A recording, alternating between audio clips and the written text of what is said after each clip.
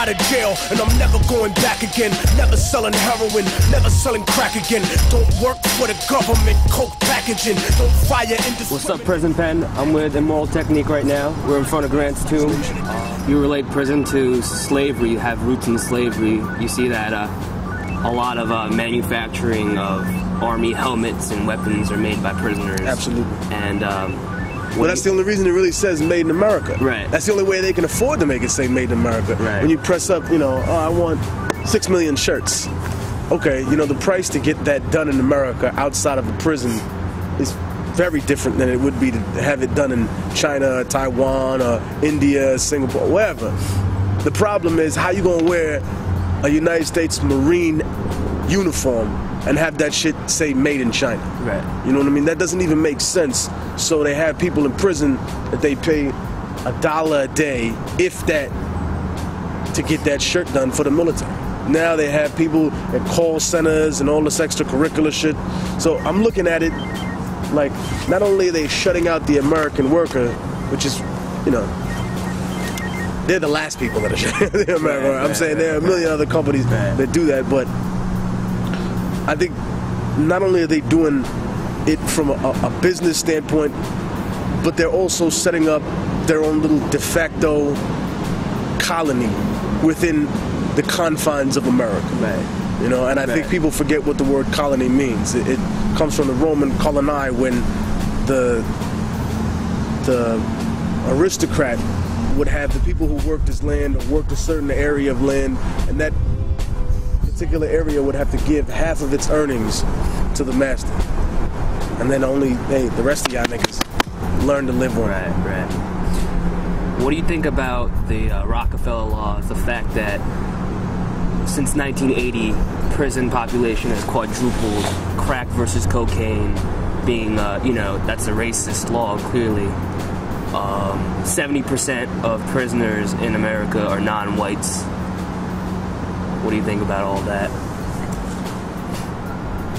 I think that people are making so much money off of this, they're not thinking about how to fix it. You know, that there's no clear strategy from people that are in command of this country. I think that it's sad because I've seen people's lives be destroyed all over this country, even by a law like 3 strikes, you know, over the criminalization of marijuana. Right. You know, you get caught with some weed, you had 2 strikes, now you're going to jail for 20 dumb dog years. You're doing football numbers for weed.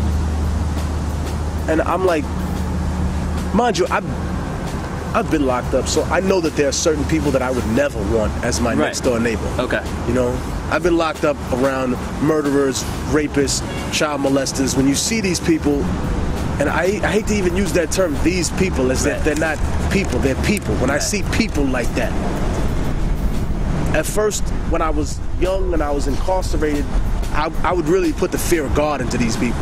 Like, yo, you know what? You're not going to be anywhere near me, you know? And I had a selective morality as a child, where I would be there with drug dealers and someone who killed somebody, or somebody who was convicted of manslaughter, for all intents and purposes a murderer.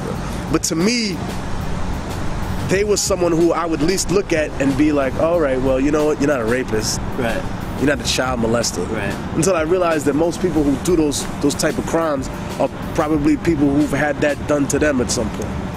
Which is where my mind started changing, and I'm like, yo, you know what? The majority of these people are individuals who are just repeating a cycle, and it's disgusting. And the problem is that we're not addressing that in what we do in prisons, you know what I mean?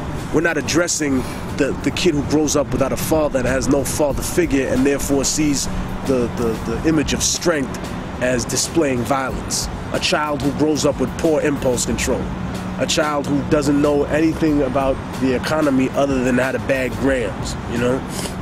But yet understands mathematics and understands distribution at a Wharton Business School level, you know? And I think that when I saw these things, and I imagined them transpiring not just in that small microcosm, that little petri dish of society inside prison, but when I saw them as a whole for what they meant in American society, I imagine that if this continued and that people really that had the power to change it didn't, that they would one day be held in a similar situation.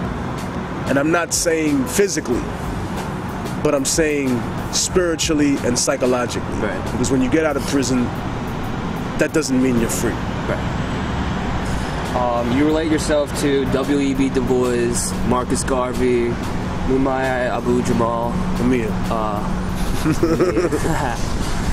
In what way do you relate to them? Well, I mean, I think W.E.B. Du Bois was an educator. He was someone who wanted to better the conditions of people of color in the United States of America. And he wrote an incredible book, Souls of Black Folks. And when I read it while I was incarcerated, it was one of the many books I read, really opened my mind. You know, I read some literature by Mumia while I was incarcerated. And then, of course, I'm from Harlem. I always knew who Marcus Garvey was. I always know who W.E.B. Du Bois was as well, but I hadn't read as much of his work extensively.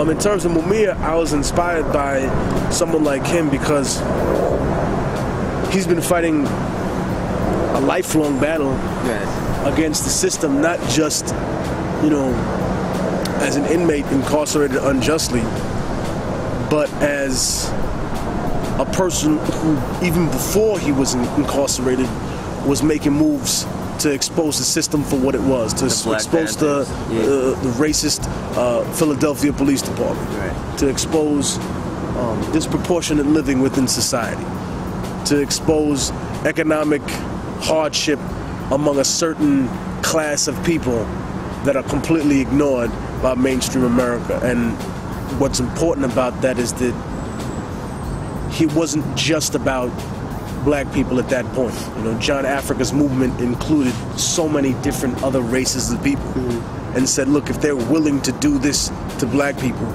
and white Americans are willing to stand idly by, then don't you think at some point it could happen to you?